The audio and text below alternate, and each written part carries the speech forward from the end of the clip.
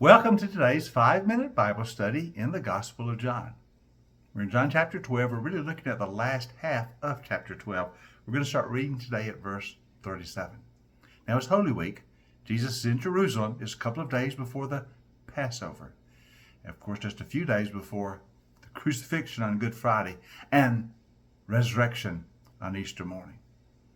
But at this point, there's great division in the city. There are some who believe in Jesus. They know they believe. But the leadership, especially, most of the leadership that is, refuses to believe in him. And so John talks about that beginning at verse 37. Even after Jesus had performed so many signs in their presence, they still would not believe in him. You remember, John always calls the miracles signs. So after all these miracles, after all these signs that point to who Jesus is, many refuse to believe. They will not believe. It's a choice not to believe. John says this fulfills the words of the Old Testament prophet Isaiah. Verse 38. Now this fulfilled what Isaiah the prophet said, Lord, who has believed our message? To whom has the arm of the Lord been revealed? For this reason they could not believe, because, as Isaiah says elsewhere, he has blinded their eyes and hardened their hearts, so they can neither see with their eyes, nor understand with their hearts, nor turn, and I would heal them. Isaiah said this because he saw Jesus' glory and spoke about him. So even though Isaiah had lived some 800 years before the time of the coming of Christ, he had prophetically seen the coming of the Messiah. And he had said prophetically that when the Messiah comes, there will be many whose hearts will be hardened, who will close their eyes, who will refuse to believe. Isaiah saw this so many years ago. He saw what would happen, and that is exactly what is happening in the ministry of Jesus. Many are deliberately hardening their hearts and refusing to believe. But even though there are those who refuse to believe, John says, there are still many who do believe, who have come to realize who Jesus is. Verse 42. Yet at the same time, there were many, even among the leadership, who believed in Jesus. But because of the Pharisees, they would not openly acknowledge their faith, for they were afraid they would be put out of the synagogue. For they loved human praise more than they loved praise from God. So there are many in the population who do believe, but they're afraid to say it publicly, especially those among the leadership. Because most of the leadership has already let it be known. You profess faith in Jesus, we'll put you out of the synagogue. We'll excommunicate you. You know, they've done that before. You remember a few chapters back, the man who was born blind, and after Jesus healed him, they cast him out of the synagogue because he testified about Jesus. He had been healed, and yet they threw him out because he testified to Jesus. Well, others are afraid the same thing might happen to them, so they believe in Jesus, but they want to keep it a secret.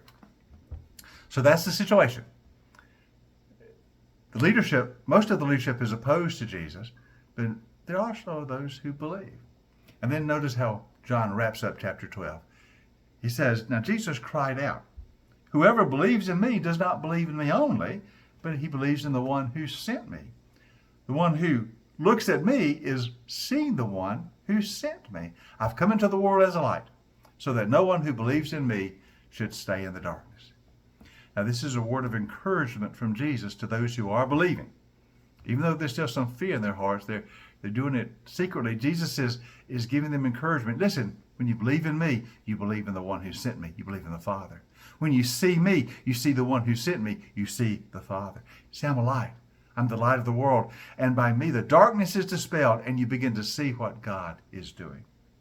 He goes on to say, now, if anyone hears my words but does not keep them, I do not judge that person, for I did not come to judge the world, but to save the world. There is a judge for the one who rejects me and does not accept my words. The very words I have spoken will condemn them at the last day. For I did not speak of my own, but the Father who sent me, he commanded me to say all that I have spoken. I know that his command leads to eternal life. So whatever I say is just what the Father has told me to say. Now, this is a word of warning to those who are refusing to believe. Jesus said to them, listen, I'm not going to judge you. I've come to save you. But if you refuse to believe me, that itself will bring judgment on you. For in refusing to believe me, you refuse to believe the Father. In refusing to hear my words, you refuse to hear the words of the Father. And that will bring judgment on you. Your own actions, your own choices. All you've got to do is believe.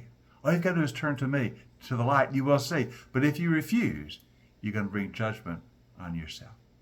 So Jesus is speaking a word to this divided population. He's encouraging those who believe because he's the light of the world. But he's giving warning to those who are choosing not to believe. He's trying to call them to faith, but they must make the decision for themselves.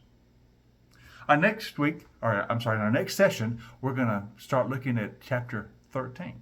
So I hope you join us for our next 5-minute Bible study in the Gospel of John.